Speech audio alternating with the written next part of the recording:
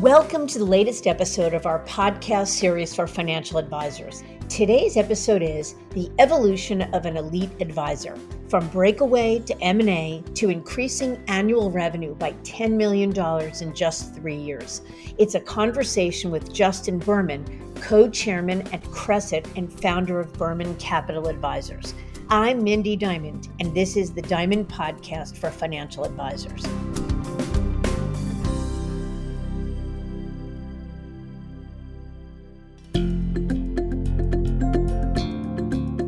At Diamond Consultants, our mission is to help advisors live their best business life. We want every elite advisor to find exactly the right place for their business and their clients to thrive, whether it's at a wirehouse, a regional, boutique, or independent firm.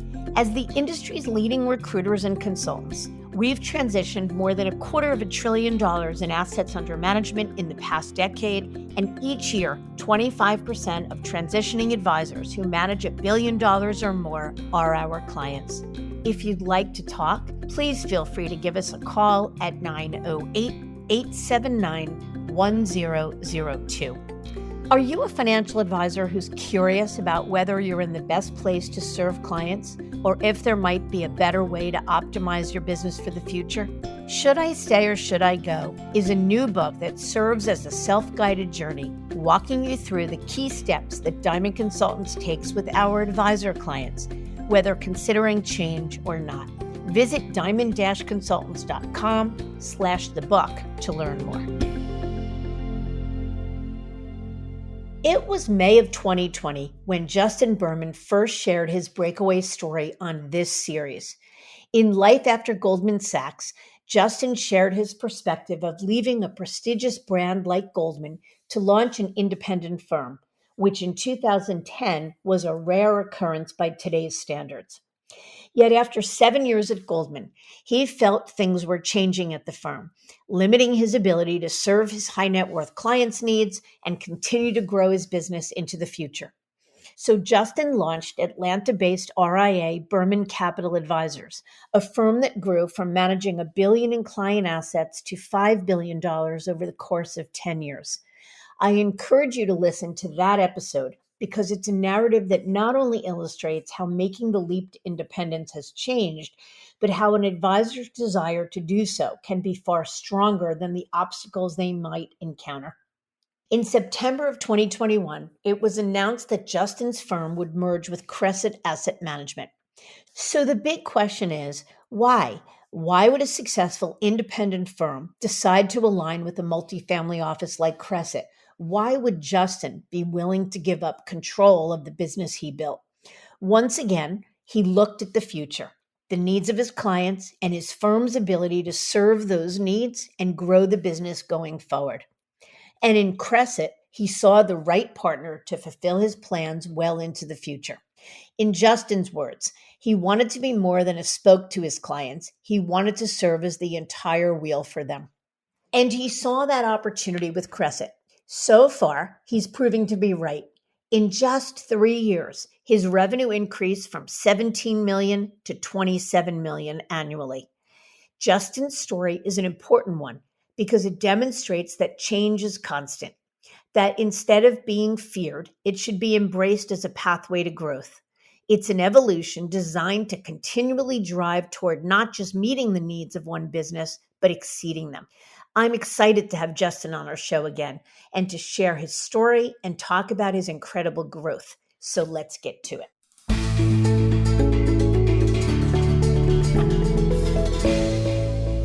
Justin, I can't thank you enough for joining me again. Thank you, Mindy, for having me back again, and I look forward to the conversation. Yes. Okay, well, so a lot to unpack because a lot's changed since we last spoke on this podcast series. So for those that aren't familiar or didn't listen the first time around, just give us a quick thumbnail sketch of your background as it relates to your professional journey in wealth management.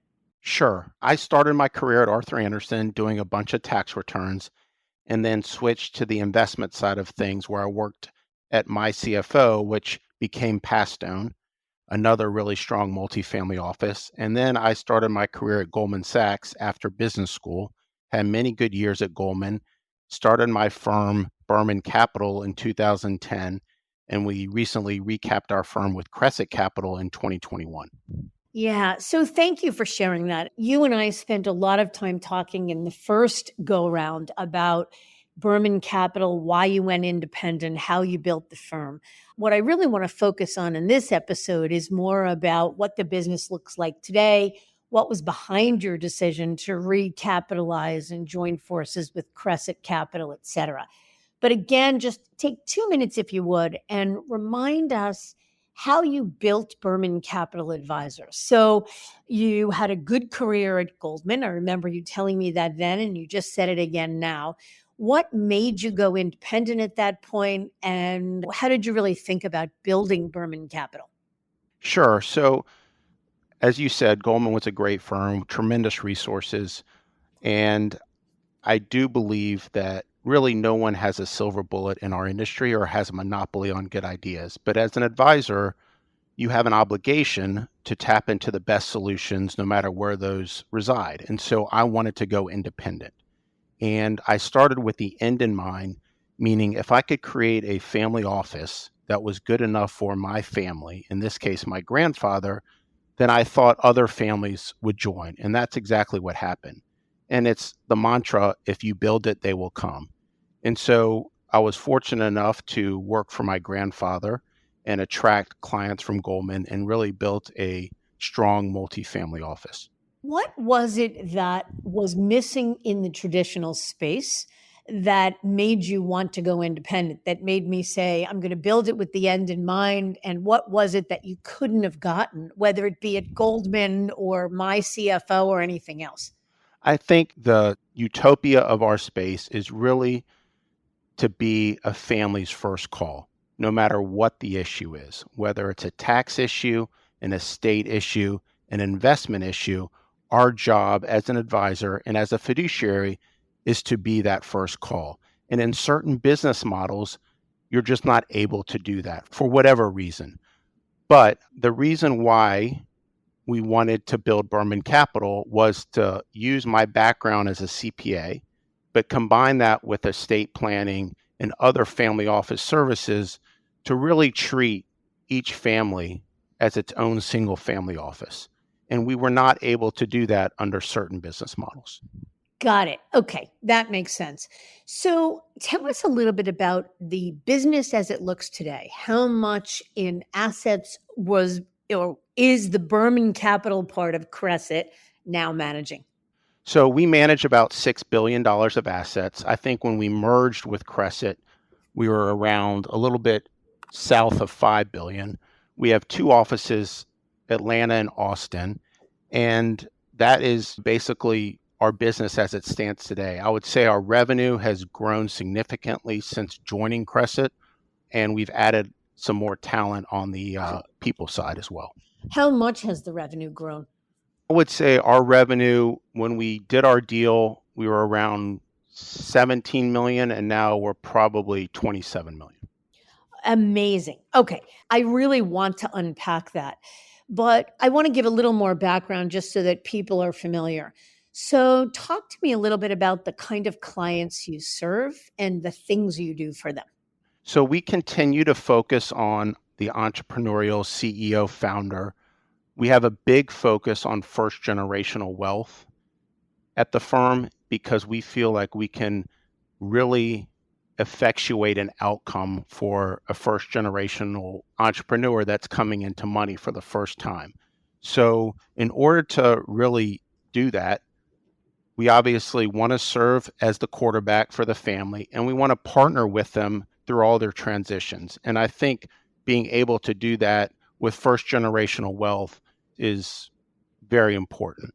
We Right. continue today to focus on the consumer product goods space. So, in other words, CPG, and we really go deep. And so I think a lot of times in this industry, I see young advisors going very broad. And I think the more successful ones really focus on a particular city or a particular industry where they can go really deep and understand everybody that's in the industry, all the service providers, all the wealth that's in a certain city, who the influential decision makers are, et cetera. What do you think has contributed most to your client retention rates? I think it's really just being a substantive advisor. And I think that we have been able to attract tremendous talent. We've been able to offer much more services than we did at Berman Capital. And it's really important. I want to make sure people understand this. When I was at Goldman, we trust and estate planning and wealth management, I would say, are table stakes. Everybody has to have that. Mhm. However, if you go a step further and you talk about outsourced CFO services, you talk about income tax planning, you talk about family governance, lifestyle services, financial planning, those are really what makes a client and a client's relationship sticky. However, there's a lot of firms out there that will do table stakes, and it's really a loss leader for the firm. At Cresset, and really what attracted me is our family office service division is a profitable business. We are in the business because we want to be in the business, not because we have to be. And if it's a profitable business, we are able to attract tremendous talent, which helps with the retention. Yeah. All right. So let's unpack a little bit. So in 2021, you decided to merge Berman Capital Advisors with Cresset. First of all, let's start with the beginning of that. Why then? What was behind the decision to give up sole ownership of Berman and merge or sell at all? It's a great question. I think in 2021, we were at an inflection point in our business where we were attracting many nine-figure families that, quite frankly, in terms of needs, investment management was not in the top two or three reasons why they chose a firm. We needed tax planning, we needed estate planning, we needed family governance, some of the services I just spoke about. So instead of hiring a bunch of people to do this, we decided to merge with Cresset, who had built out these functions. And the other reason why then was because we were starting to see these super regional RIAs develop. And we felt that if we weren't going to be a part of one of these super regional RIAs, we were going to lose on people, on talent, and then sometimes on opportunities when it comes to investments. There's so many directions I want to take this. So, lots of different potential acquirers, larger RIA firms, private equity firms who would have you had enough size and scale on your own, even without the exceptional growth you've experienced in the last few years, for them to have invested in you individually, to have been acquired by a bank. There's so many people that are hungry for acquisition these days, and any one of them would have been a good, solid acquirer. Why Cresset? What is Cresset's value proposition, and then why them as opposed to anybody else? Look, I think if you always start with the end client in mind, it's a pretty simple solution and it's a pretty simple answer. And so, yes, we'll be approached by banks and private equity firms and minority partners, of course. But we asked ourselves as a management team, how is our client experience going to be better if we merge with XYZ firm? So in Cresset, what we liked first and foremost was it was very similar to how I started Berman Capital for my family. Well, Cresset was started by founders that were the first clients. And so it was started by clients for clients. I think the culture of Cresset was key, and the leadership was a big sell for us. The other couple other points is fiduciary. There's a lot of good fiduciaries out there. Cresset was not started by private equity. Today, our firm is owned 65% by our employees and 35% by our clients. So because there's no private equity, there's really no shot clock capital. And I felt that if we were going on that private equity roadmap, we were going to be on a hamster wheel and it was going to be tough to get off. Our job and what I really wanted to do was build a 100-year-old firm. The other thing is the meritocracy of the firm. We're big, but we have a culture of best idea wins. While there's a lot of good firms and a lot of good people out there, Cresset was very much leaning into us to say, how have you built your firm over the last 10 years? And what are the best practices that we want to adopt? And then today that still rings true. And so I really appreciated that. And I really appreciated that at the time, Cresset was probably in inning three of its journey. And I felt like I could effectuate the outcome of the company. Yeah. So, how about the courting process? Was it that you woke up one day and said, I think we're at an inflection point and I need to begin to contact potential acquirers, or had Cresset contacted you? Of course, every firm gets calls from people. And so we decided to hire an investment bank. We hired Raymond James to really run a very tight process where they reached out to call it 10 interested parties that they thought would be interested in our business. But at the end, there were probably five that we were very serious with. As you mentioned, some that look like private equity, some that look like a minority partner, and then what I would call more strategic. Yeah. And how overwhelming was it to sort through that? Each of those constructs offer differing pros and cons. For example, a minority investment, say like a merchant, might have allowed you, probably would have kept your brand more and done things. You would have been more independent. And it's not that you're not independent with Cresset, but there were certain things that might have been different in other constructs. How did you decide upon Cresset in a crowded marketplace of potential acquirers? No, I think that's great. And I think that, again, the main reason was really to accelerate our growth by being able to offer services that previously we really weren't able to offer in house. And I think that was the main reason at the end why we chose Cresset was, again, putting the client's hat on. Is this going to enhance our client relationships and make our clients better? And with Cresset, we felt that it would. And to this day, I wouldn't change anything about the transaction. Yeah. A couple questions about that. So you said what drove your decision was to be able to offer services in-house that you couldn't as either Berman Capital Advisors or presumably at Goldman or elsewhere. Most advisors, top advisors that service ultra high net worth clients like you do, that work at traditional firms, believe that they have access to everything that they need. So, in your case, was it that your clients were saying to you, hey, we're looking for outsourced CFO services or tax planning or lifestyle services or family governance? Or was it you recognizing where the puck was heading and proactively seeking it? It's a great question. I would say it's probably the latter. Tax planning always comes up in every conversation, and being able to sit down with a client and run through a tax plan at the end of the year, not just to go through, okay, what gains or losses you have, but really put all sources of income through a tax program is helpful. I think another big reason was Cresset has a team of former private equity and real estate professionals that work at the firm. And there's not a week that goes by where we're not being shown a private deal from a client, a real estate deal, or an operating company. And at Berman Capital, we had no clue how to diligence a direct deal versus a fund. A fund's, quite frankly, is probably is easier to diligence than a direct deal.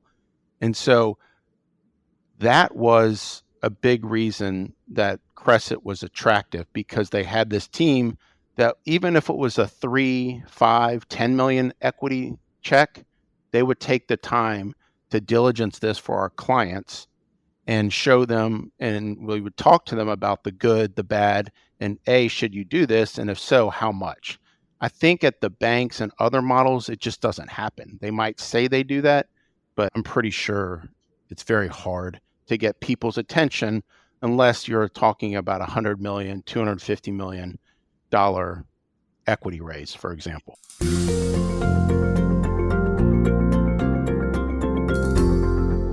So think back to the time when you were in more of the traditional space. Again, let's use Goldman as an example. Was the notion of investing in private deals, was that on your radar at the time? And is it more that you couldn't do it the way you wanted to, or more that the diligence didn't exist for a client with, say, 25 million or 100 million versus a billion? Yeah, I think it's more that it did exist, but the question always became, was it the best deal or best fund out there? So the puck was going to more alternative investing, like how the Yale endowment is invested, and ultra high net worth families want to invest in alternatives and want to talk about the deal, quote unquote. The problem is at the banks where they're managing hundreds and hundreds of billions of dollars, they need funds that can take that capacity and invest it. Right. And probably the best investors in the world, first of all, don't need anybody's money, to be honest. But if they do, they might only take one or two new LPs a year. And that's what was so eye-opening, is that there's so much talent out there that was not on the bank's platform. And to be able to access that today, you really need scale and in the independent sense of the word. And that is why we continue to access some really interesting ideas and funds at Cresset. Yeah. Were you aware of those sort of limitations you're talking about when you worked, but forget before Berman, when you worked, let's say, at Goldman? And my question isn't meant as a pejorative against Goldman. I'm talking about I'm wondering if advisors in the traditional space, if you as an advisor in the traditional space at Goldman in your case, were aware of that limitation around access to private investments. Or because you said you really were a pioneer in terms of thought. You went independent and formed Berman Capital at a time when it wasn't really in vogue to do so, and driven by the notion of beginning the end with the end in mind and wanting to do things for clients you couldn't. But I'm wondering if you were aware of that specific limitation in terms of access to and diligence for access to private investments for clients that had less than $1 billion or less than 500 million. You're not really aware of it while you're in the day-to-day at the bank. And because the Kool-Aid inside these banks is very strong, and you're drinking it and you just think that your way is the best way. And then you have funds that come on the platform that are preeminent blue chip names: Blackstone, Ares, Carlyle, KKR. And you say, wow, we can get access to this. But if you really peel back the onion, truth of the matter is, you're not going to get fired for hiring a Blackstone or for allocating to Blackstone or Carlyle, because those are great managers. But at the end of the day, there's just better performers out there that might be a diamond in the rough. And you're trying to find the next Blackstone or the next KKR or a spin out of the team. And so while you're inside a bank, you're drinking the Kool-Aid and you're just allocating to these managers that have great names that you read about every day in the Wall Street Journal. But I think by being independent, it's just the sandboxes are much larger and the world is really available to you as long as things pass muster and pass diligence. Right. It's interesting. I'm thinking about what you're saying. And the reality is that most advisors will tell you they may be, if they work, let's say, for the Merrills and Morgans and UBSs of the world, Goldmans of the world, they'll say that, yeah, it's a little frustrating. It's a lot bureaucratic. There's a lot of red tape. It's sometimes not all that efficient. They would love to have more freedom and control. But your clients are growing. It's more than good enough. And then a small percentage of folks get to a point like you did when you launched Berman Capital and many of the others that we've been privileged enough to have guests on this podcast, get to a point where they say something happens. That's their aha moment that says, wow, I wonder if there's something better. And so I'm wondering, like, what was your aha moment? What was it for you that made you say, maybe there is life beyond this, or life I should be exploring beyond this? The aha moment for me was just the fact that these entrepreneurs that are making money for the first time are now getting flooded for everything, whether it's investment ideas that are they're being shown or it's creative tax planning. And I just knew that if we were going to be that first call and we were going to have to opine on what they were showing us, the model was not going to work long term. And there are many firms out there that are really good, and they're really good at lending money, or they're really good at cash management. But the model has shifted so much to where you need to be that first call, and that first call might not be an investment question. And I think so many people at the wirehouses are just fixated on investments are the end all be all.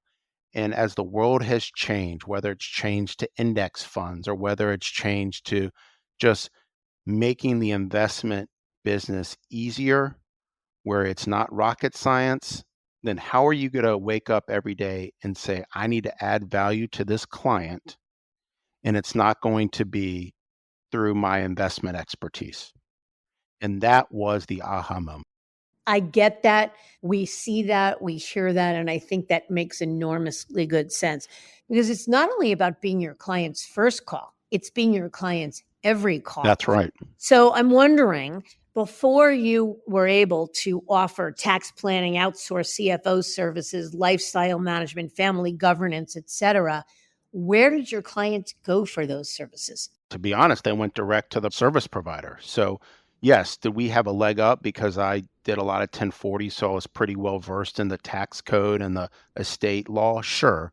But they went directly to the service provider. So we were in a position where we weren't the team, we were just a member of the team. And so we were a spoke in the wheel, but we wanted to be the control the entire wheel. And so they would go to their trust and estate advisor, they would go to their accountant, a lot of times that charge by the hour, versus coming to us. We just were not in that position at the time. Got it. All right. I want to focus on what you said in terms of growth from just south of 5 billion to 6 billion in 3 years, meaning from 2021 when you merged Berman Capital with Cresset Capital. And probably more noteworthy is growth from 17 million at the time to 27 million in 3 years' time. So what do you attribute that extraordinary growth most in such a short period of time? I think it's just being able to offer these services that are being run internally by some really talented people profitably, meaning these most of the times are not being charged on an AUM basis. These are a flat dollar fee on top of the assets under management fee, the traditional basis point model. So we have two ways to charge families. Assets under management is the typical way, but we also will charge a flat dollar fee based on the menu of services that a family needs. So if they want us to run 2 family meetings a year, there's a charge for that. If they want us to go really in depth on all of their legal documents, there's a charge for that. And so we're not giving away these services for free, i.e., inclusive in the AUM fee. And that's why our revenue has grown. And I think on the periphery, yes, do we focus a lot of our time on new business? I do personally. And there's ways that being with Cresset has allowed even greater accessibility to families that we want to call on through our digital marketing program. But at the end, I think as long as you're doing a great job for clients, being able to add more services that you're charging for and that clients are willing to pay, then that's why the revenue grows. Mm-hmm. You said, for example, if we have a client that wants us to run 2 family meetings for them a year, I assume that's not something you could have or would have charged for at Berman Capital because you didn't have the expertise, you didn't have the manpower to do it. In other words, what is Cresset doing for you in that regard that you couldn't have done on your own? That's exactly right. So we have 3 members of a family governance team that will meet with each family member, generation 1, 2, and 3, figure out what values, mission, again, not speaking a word about investments most of the time, and planning out family meetings, planning out family conferences. So that is a charge that we would give to our clients that they would pay. Or can we curate a phenomenal trip to Europe? Yes, we can. And we're going to charge our time for that. And so we did not have the expertise internal to do that. Or you want us to do research on how can we help the homeless population in Austin, Texas through philanthropy.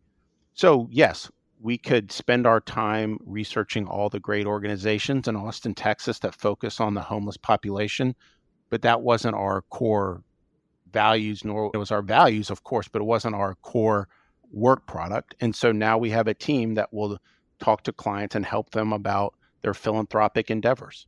So, of the $10 million in additional revenue that annual revenue you've generated in the last 3 years, how much of that comes from being able to charge a flat dollar fee for services you couldn't before?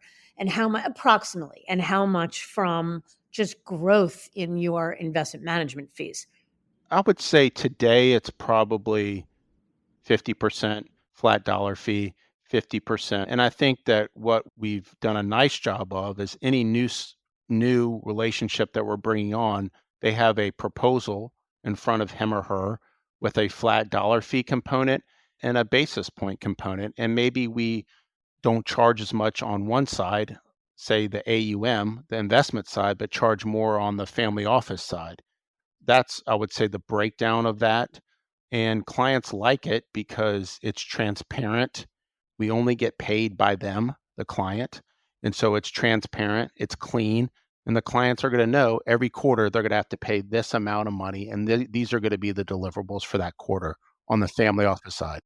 People want to have agency over the decisions that they make. So they like the fact you're giving them a choice and they get to decide how they want to Yeah, pay. it's literally a menu of about 100 services where they check the box, and then we come back to them and say, we will give you a detailed proposal.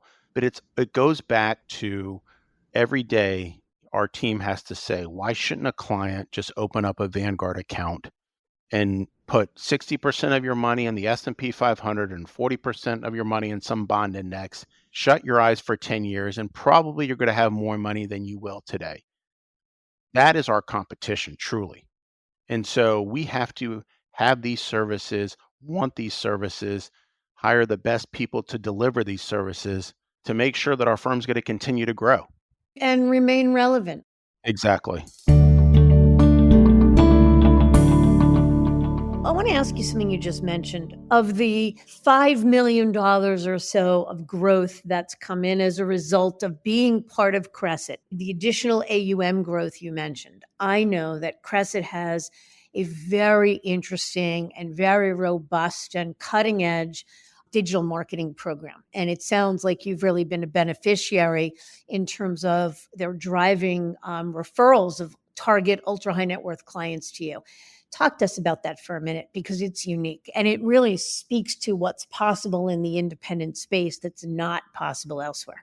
First of all, the digital marketing was started by a partner at Cresset in the Reston office, David Karp. And what they did was they said, okay, people might in this day and age find you online and you have to be able to service those folks. Not in my wildest dreams did I think that nine-figure families would find a family office online and hire that family office within a week. And so, yes, is there money that we have to spend for this? Of course, but the return on investment is so significant. And I just never thought that people would do this. And it steers more towards a younger generation, maybe folks that don't want to come into quote unquote an office are fine with having calls, Zoom. Geographic location is not that relevant, not that important, but they want to make a decision and they want to make it quickly. And so, whether it's our thought leadership in terms of articles that we put out or some of our events that we host virtually, somebody grabs it and they're interested in exploring what Crescent means for their family further. And it is again, it's wild, but You are not alone in being skeptical of the notion that a 9 figure family, let alone a 7 figure family, would or could choose an investment advisor or choose an advisor online from digital marketing efforts. So, can you give us an example of the why and the how of it? I think the why is that they have a need and they've gone out and they're searching for a need. And obviously a lot of work today is being done over the internet, so they're searching the internet for that need, and because of our creativity we're popping up, and then not only are we popping up but we're following that person through ads, etc. This thing is way over my head, but this is what I understand. And then they'll either fill out a form online that they want to talk to a founder, or they want to set up a call.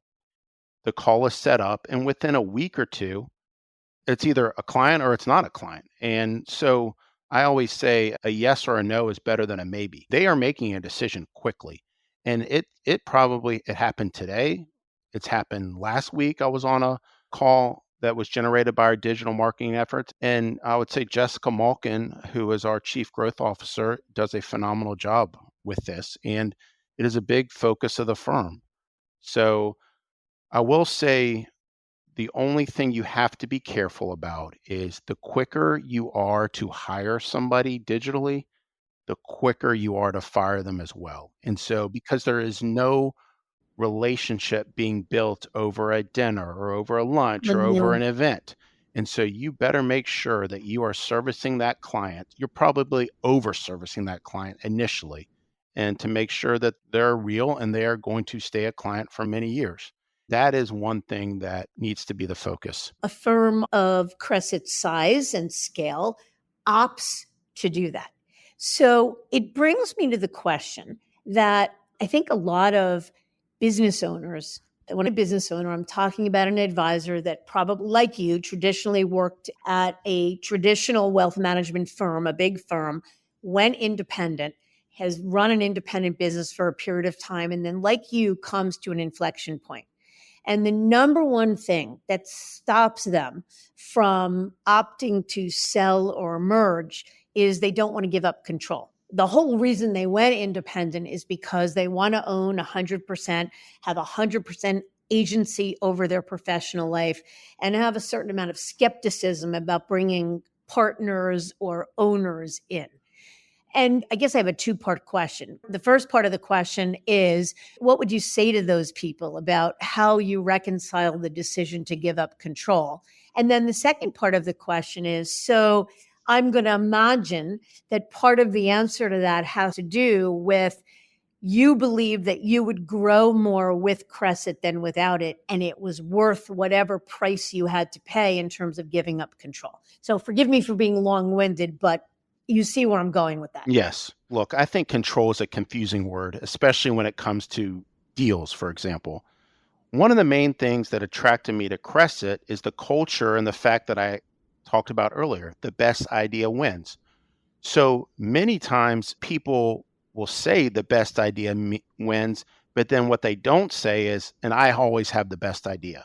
Not here. So operationally, we really didn't give up control because a lot of the ways that we serviced our clients were adopted by Cresset and were adopted by the firm, because if it was working for us and it was a best idea, why not make that available to every client of the firm?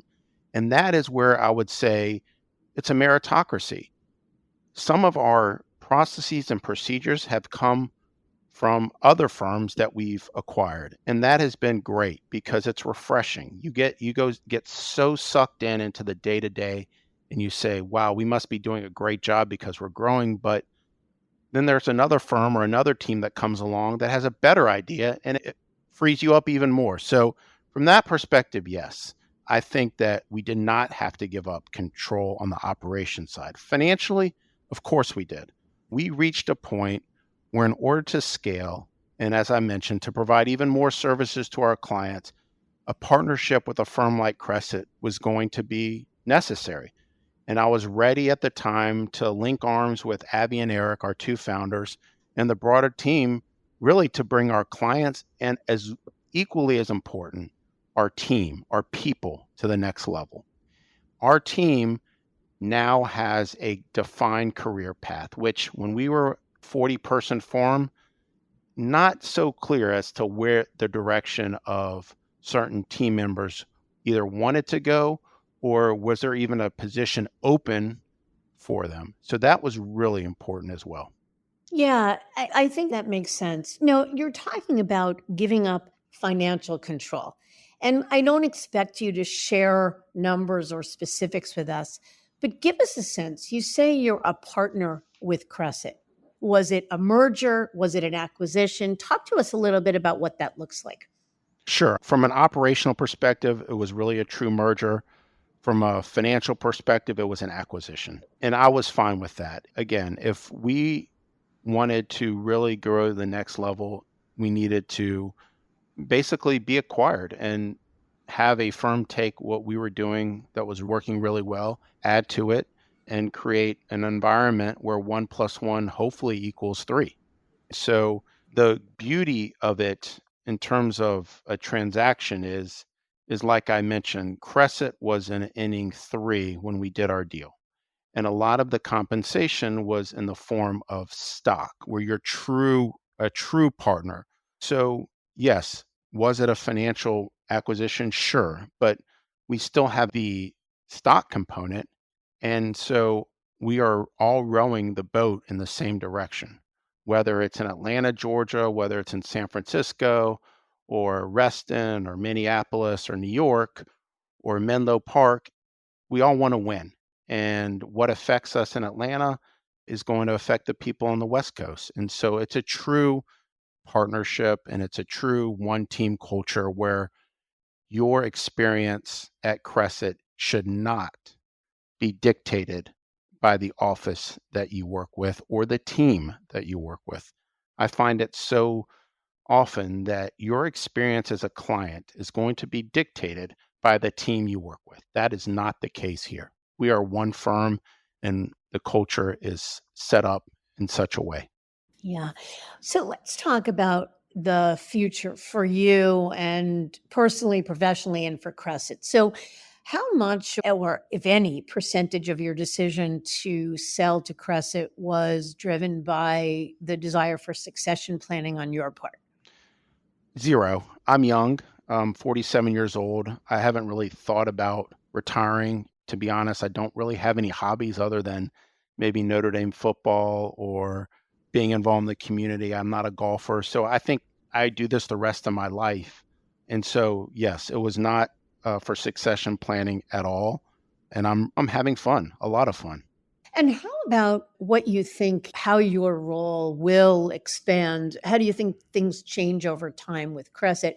And what do you think will happen to Crescent? In other words, you're saying, and you're right, that a large part of your transaction came in the form of stock. So you're betting on Crescent having some sort of transaction or the ability to monetize that stock at some point. So what do you think all that looks like?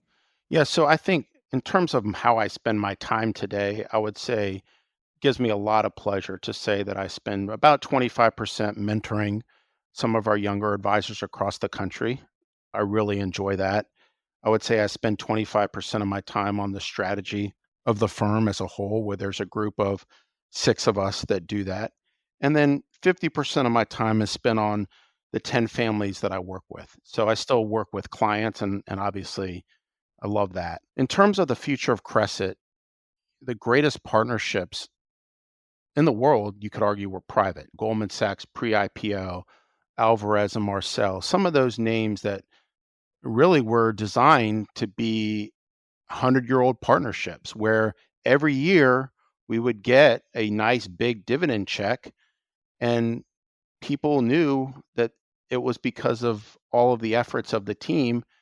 And I think that's the direction that we are striving to do is how do we build a great 100-year-old partnership. And my colleague Eric Becker is writing a book on the greatest 100-year-old partnerships, the Alex Browns of the world, and those firms. And to be able to give a dividend check to all of our employees, because again, every single employee at our firm owns stock, is powerful. They really understand what that means.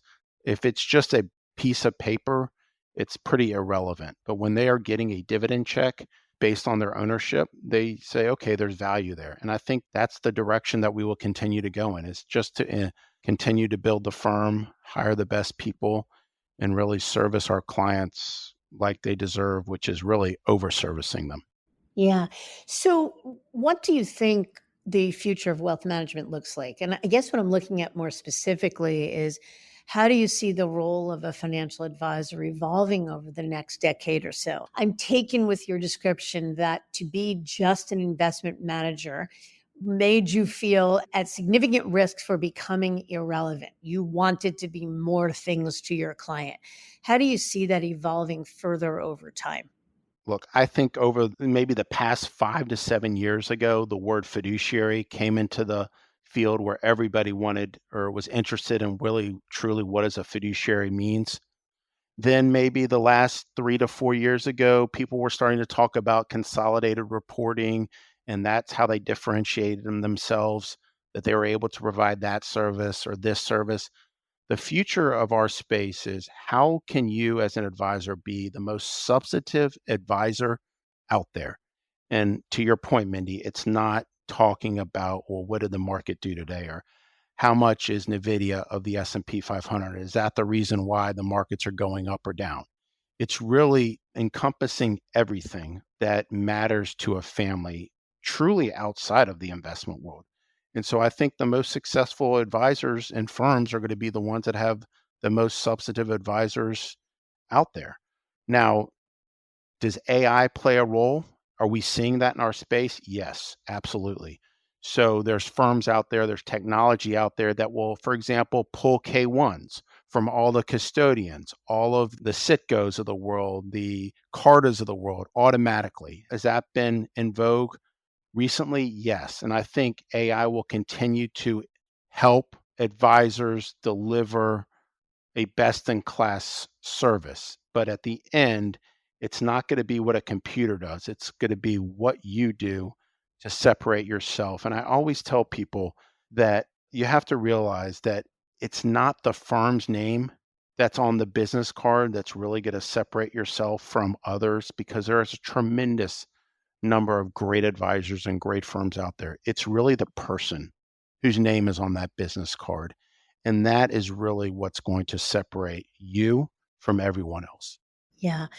So I want to close with a question. You said that you spend a good percentage of your time now mentoring younger advisors at the firm, and what a worthy and noble cause that is.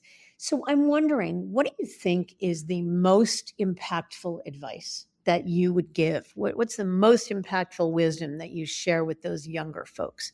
I would say a couple things. One is not every piece of business is good business.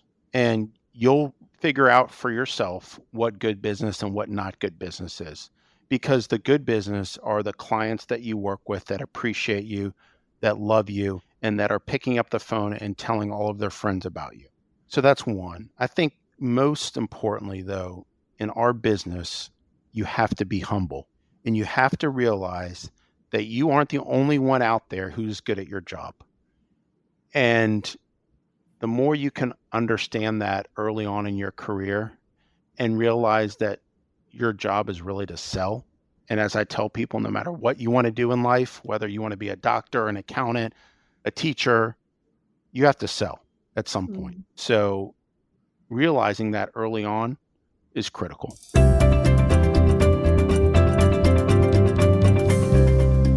Thank you for not only that wisdom, but all of the transparency and generosity. Clearly, you've built something really special, both at Berman Capital Advisors and by making the decision to join the right partner. The numbers you've put up, the growth you've experienced is certainly emblematic of that. And I'm really grateful that you were willing to take the time to share it all with us again. My pleasure. And for anybody who's listening, I love your podcast, Mindy. I listen to it every week. And I always tell our advisors, if you're not listening to Mindy Diamond's podcast, then you're missing out.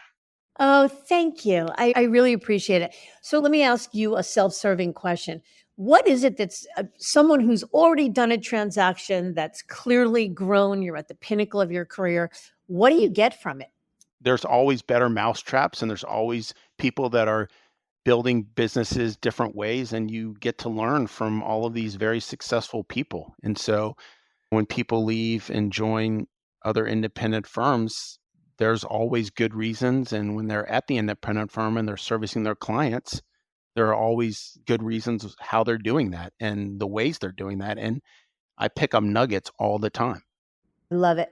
To be honest with you, the goal we had in mind when we launched the podcast, we deliberately make sure that we're very thoughtful about the questions we ask to make sure that it's really substantive. It's not just questions for questions' sake, but it's asking questions that we know will be most impactful for anyone thinking about building a business with the end in mind, as you clearly have.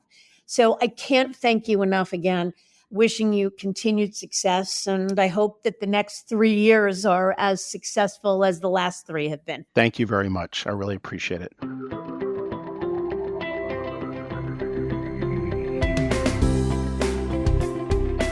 As a financial advisor, you hold yourself to the highest standards of integrity, honesty, and credibility. You are successful because you take your professional responsibilities seriously and are dedicated to your clients. But are you living your best business life? Are your goals aligned with your firm's, or could a better option exist? Should I Stay or Should I Go is a book written with you in mind. It's a self-guided journey that walks you through the key steps that we take with our advisor clients. This strategic thought process and roadmap to professional self-discovery is designed to help you ask the right questions and think critically and objectively, whether you're considering change or not. Learn how to get your copy at diamond-consultants.com/thebook.